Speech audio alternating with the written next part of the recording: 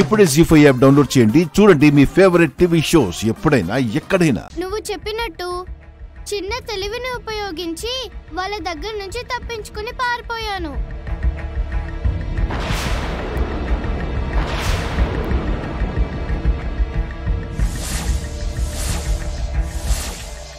అక్కడ నుండి ఒక ఇంట్లోకెళ్ళి దాక్కున్నాను. స్పృహ తప్పిపోయాను. మళ్ళీ బయటికి వచ్చేసరికి వాళ్ళ దగ్గర ఉన్నాను.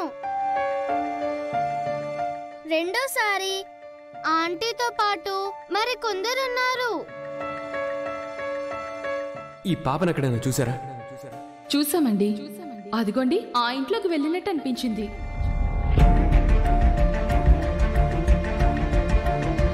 సౌమ్య, నువ్వు దాక్కున్నది నిహారిక ఇంట్లోనా? ఏమో బాబాయ్, అది నాకు తెలీదు. అది నిహారిక ఇల్లని సౌమ్యకి తెలియదు కదా. తెలిస్తే దాని ఇంట్లోకి వెళ్ళదు కదా. అయినా మనం ఆ రోజు ఇల్లంతా వెతికాం, ఎక్కడా కనిపించలేదు. అది నిహారిక ఇల్లు అయిండకపోవచ్చు. ఆ తర్వాత ఏం జరిగింది? ఇంకేముంది, మార్చిన ప్లేస్ లోనే నన్ను బంధించి ఉంచారు. అక్కడి నుంచే నేను మీతో ఫోన్లో మాట్లాడాను. ఒకరోజు మీరు ఆ బిల్డింగ్ దగ్గరికి రావడం చూసి పిలిచాను, మీకు వినిపించలేదు. అప్పుడు మీ దగ్గరికి పేపర్ రాకెట్ ను పంపించాను.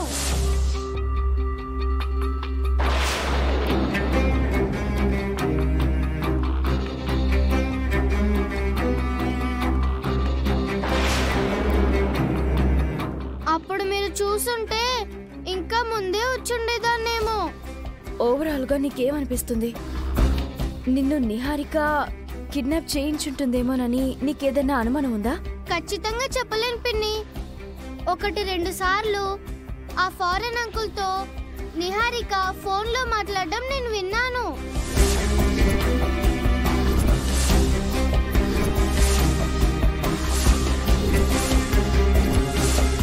అప్పుడప్పుడు వాళ్ళ డిస్కషన్స్ లో నిహారిక పేరు, నీ పేరు వస్తుండేది.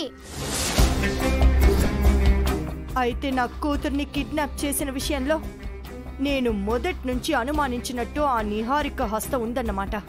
అన్నీ ఆలోచిస్తుంటే మాకు అదే అనిపిస్తుందక్క. దానిని వదలకూడదామని దాని సంగతి తేలుద్దాం పదండి. అక్క, మనం తొందరపడద్దు. మనం మెల్లమెల్లగా నిహారిక గుట్టుని బయట పెడదాం. ముందు మీరు గుడికి వెళ్ళిరండి.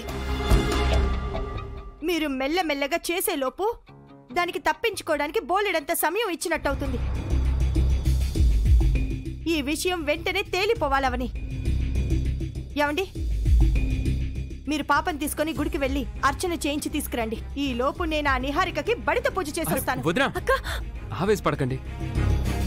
ముందు మీరు గుడికి వెళ్ళిరండి. లేదు శ్రీకర్, నా రక్తం మరిగిపోతుంది.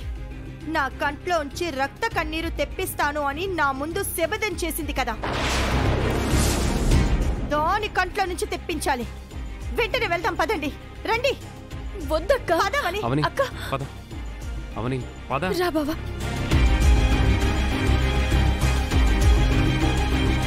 జీ5 యాప్ డౌన్లోడ్ చేసి అన్ని ఎపిసోడ్స్ పూర్తి ఉచితంగా చూడండి.